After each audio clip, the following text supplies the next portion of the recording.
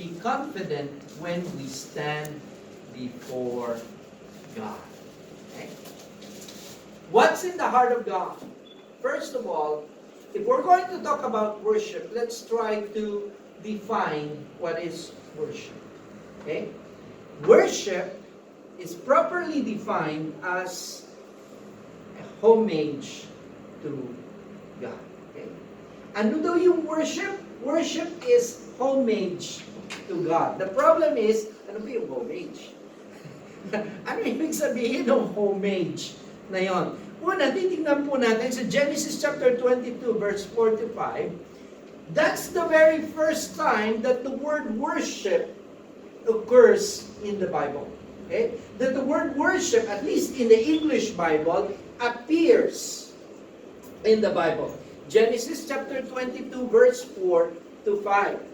And it's very significant because that word worship was used on this occasion. Ano po ang sabi dyan sa verse 4 ng Genesis chapter 22?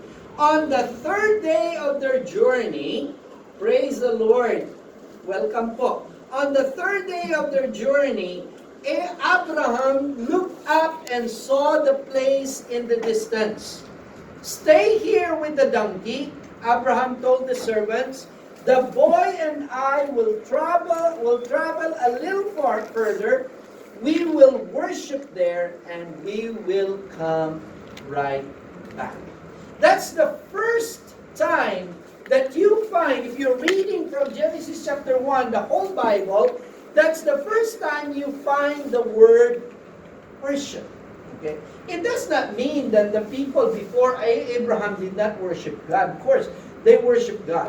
But it's very significant that the word worship was first used on that occasion. And what was that occasion? It was that occasion when Abraham was bringing Isaac to the mountain of God, and he is going to offer Isaac to God as an offering. And Abraham, when he saw the mountain is still far away. Malayo pa yung bundok na aakyatin nila kung saan niya iaalay ang kanyang anak. Okay? Sinabihan niya, he turned back, he talked to his servants. Sabi niya sa mga alalay niya, dito na lang kayo. Stay here. Because now, from this point on, it's just my son and I. Okay? Yung anak ko na lang at ako ang tutuloy, aakyat dun sa bundok. And we will go up the mountain and we will worship. Worship. Okay. So here we find that worship is homage to God. And as we've said, to understand worship better, we will try to understand what homage is. Okay? Homage is a special honor or respect shown publicly.